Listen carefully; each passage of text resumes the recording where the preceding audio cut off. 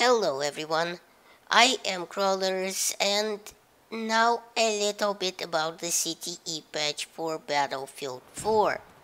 And although it isn't hitting the vanilla game just yet, things are coming together gradually for the Christmas patch. So these changes are very likely to come to the vanilla game eventually, and these are pretty cool. So uh, I'm going to read a couple of them off right now. For starters, Below Radar is back. Now, this is very good news. I probably don't need to tell you why.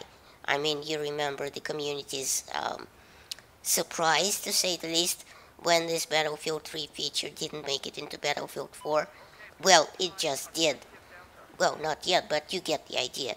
So, Below Radar will be a thing for both jets and helicopters, and it will always be on. Um, there is no attachment slot or perk to equip, it just works now. It affects flying below 25 meters, helicopters flying below 25 meters, and jets flying below 50 meters.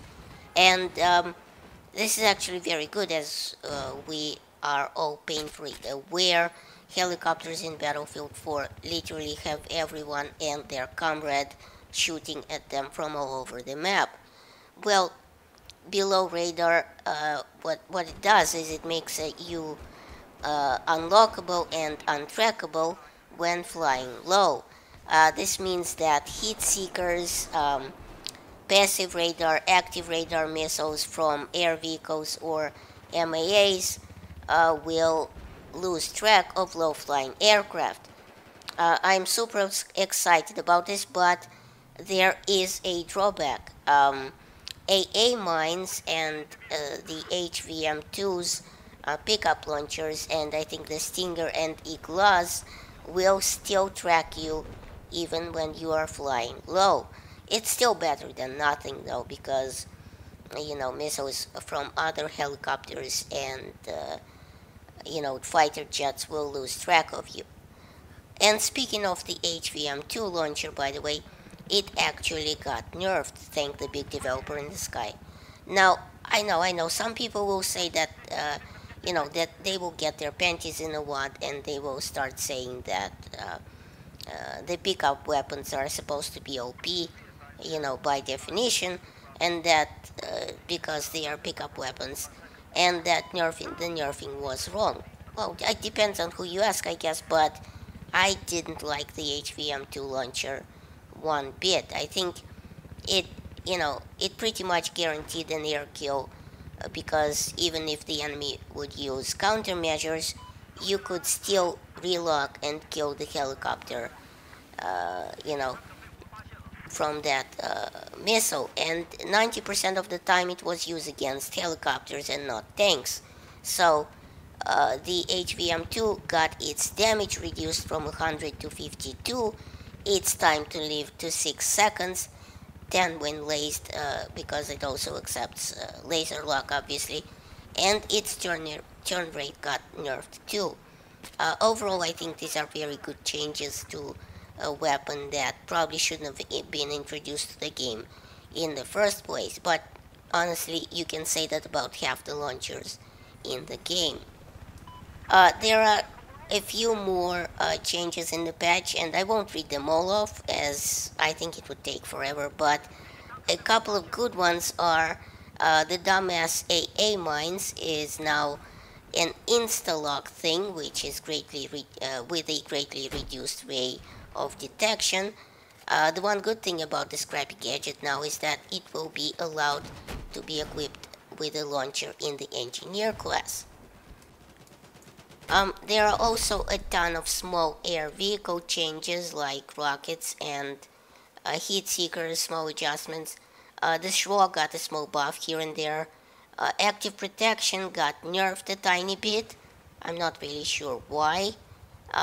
Actually, I have an idea. I think active protection was far and away the most used defensive perk on a tank, and the others were not used at all. So DICE, I think, reduced its uptime by half because of that very reason. that is by 2.5 seconds. So it's now, and by the way, its downtime also from 35 to 22.5 seconds.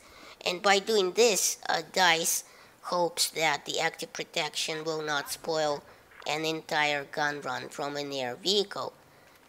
Personally, I don't agree with this at all. I think that's what the active protection was all about, and nerfing its uptime will now make dodging enemy tank shells all but impossible, as you know, the timing will now have to be guessed with pinpoint precision. But there was a good change too. DICE took out the red light shining from the active protection, signaling that it is reloading.